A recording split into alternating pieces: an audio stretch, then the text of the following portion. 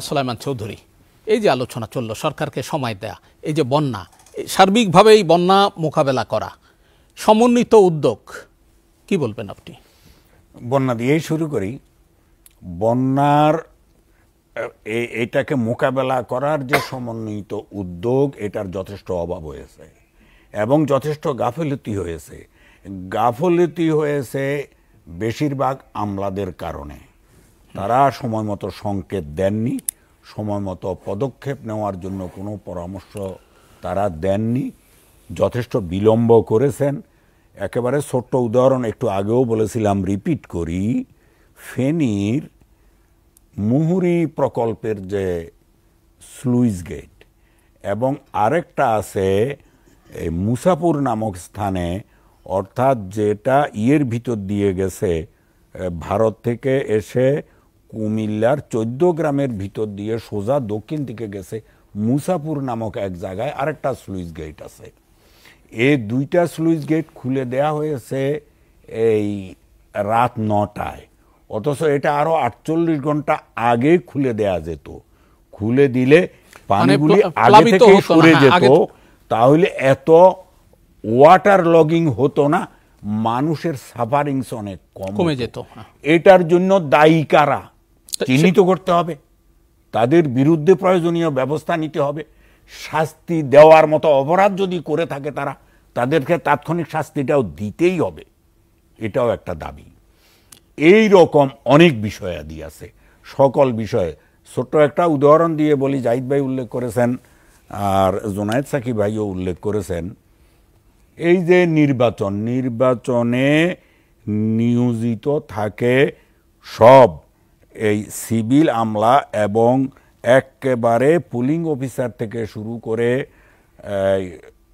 সহকারী presiding officer, এরপরে সহকারী returning officer, police police answer, BGB মিলে সর্বত্র প্রায় 50 লক্ষ কর্মকর্তা কর্মচারী। হিউজ, কল্পনা করা যায় না কত লোক এটাতে জড়িত থাকে। এদের মধ্যে সাবঅর্ডিনেট করার মতো লোক এত বেশি যে আপনি যদি আজকে তালিকা করতে চান যে আমি রিটার্নিং কর্মকর্তা থেকে শুরু করে, আমি সিভিলেরটা শুধু বলছি, রিটার্নিং কর্মকর্তা, সহকারী রিটার্নিং কর্মকর্তা, presiding officer, assistant presiding officer, pulling officer নিয়োগ করব, আপনি শতকরা 80 থেকে 90 ভাগ পাবেন যারা সাবঅর্ডিনেট করবে। তো আপনি কি এদেরকে রিমুভ করবেন? অত সহজে তো আপনি পাচ্ছেন না, সময় দিতে হবে, রিপ্লেস করার জন্য তো সময় দিতে হবে। আপনি হয়তো তাদেরকে এই 90 ভাগকে বাদ দিয়ে দিলেন, তো মাঠ খালি হয়ে গেল। রিপ্লেস করতে তো সময় লাগবে, প্রশিক্ষণ লাগবে, তাদেরকে জায়গায় বসানো লাগবে, তারা আস্তে আস্তে কাজ শিখবে, কাজ করা শুরু করবে, এটার জন্য তো সময় দরকার। আমি একটা উদাহরণ দিয়ে, ছোট্ট একটা প্রশ্ন আপনার কাছে। আপনি মাঠ পর্যায়ের কথা বলছেন, কিন্তু এই যে শেরেবাংলা নগরে নির্বাচন কমিশনে যারা বসে আছেন, তাদের বিষয়ে কি একটু তড়িঘড়ি সিদ্ধান্ত নেওয়া যায় না? যে নির্বাচন কমিশন এই ধরনের ভোটের আয়োজন করেছে, জাতির বিপরীতে, দেশের কোটি কোটি মানুষের বিপরীতে অবস্থান নিয়ে তারা এই ধরনের একটি গণধিকৃত ভোট করেছেন, তাদের বিরুদ্ধে ব্যবস্থা কি একটু দ্রুত নেওয়া যায় না? অবশ্যই নেওয়া যায়। আমি 3টা নির্বাচন কমিশনের কথা বলবো: রকিব নির্বাচন কমিশন, হুদা নির্বাচন কমিশন, আউয়াল নির্বাচন কমিশন। তারা সংবিধান লঙ্ঘন করেছে, জনগণের অধিকার হরণ করে। জনগণের মৌলিক অধিকার সংবিধানে স্বীকৃত, এটা তারা হরণ করেছে, সংবিধান লঙ্ঘন করেছে। তারা শপথ ভঙ্গ করেছে। তারা যে শপথ নিয়েছিল প্রধান নির্বাচন কমিশনার এবং নির্বাচন কমিশনার, অনেক ক্ষেত্রে সংস্কার ভঙ্গ করেছে।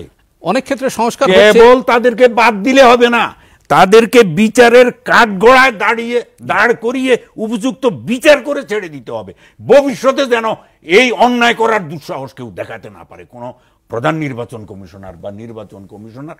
দ্রুতই এটার ব্যবস্থা নেওয়া দরকার। আরেকটা নির্বাচন কমিশন এসে সব কিছু বুঝে শুনে এইটাকে ঢেলে সাজানো এবং তার প্রস্তুতি গ্রহণ করা, এত বিলম্বে এটা করছেন, হয়তো তাদের ভিন্ন চিন্তা আছে। এত কাজ যে করছেন এটাকে হয়তো প্রাধান্য দিচ্ছেন না, তবে দেয়া উচিত।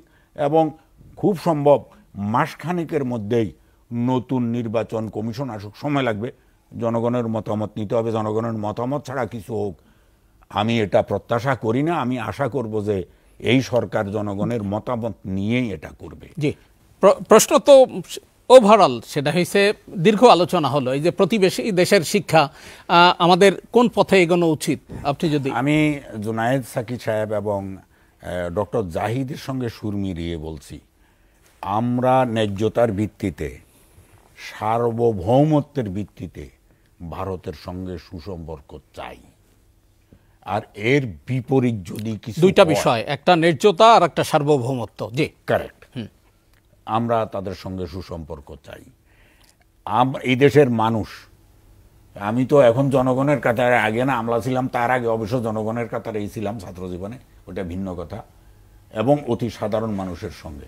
সাধারণ মানুষের প্রত্যাশা যে বিগত সরকার অর্থাৎ শেখ হাসিনা এবং তার দোসরদের, খুনিদের যারা গণহত্যা করেছে, তাদের উপযুক্ত বিচার এই দেশের মাটিতে শেখ হাসিনার প্রণীত আইন দিয়ে হোক, এটা নিশ্চিত করা। আর অন্যান্য বিষয়াদি নিয়ে এই অন্তর্বর্তীকালীন সরকার রাজনৈতিক নেতাদের সঙ্গে আলোচনা করে তাদের অগ্রাধিকার তালিকা প্রণয়ন করা, সেভাবে অগ্রসর হওয়া এবং একটা অবাধ ও নিরপেক্ষ ও সুষ্ঠু নির্বাচনের মাধ্যমে জনপ্রতিনিধিদের হাতে ক্ষমতা হস্তান্তর করা অত্যন্ত কঠিন কাজ। আমি একটু আগেই উল্লেখ করেছি, ওখানে গেলেই দেখবেন যে আপনার কত পশম বাঁচতে হয়, আপনার কম্বল থাকবে কিনা, অত্যন্ত কঠিন বিষয়। তবুও আমরা আশা করব যে এই সরকার এটা পারবে, কারণ আমরা সবাই তাদেরকে সহযোগিতা করব। এটা 3 বছর লাগুক, 5 বছর লাগুক। ধন্যবাদ, অসংখ্য ধন্যবাদ।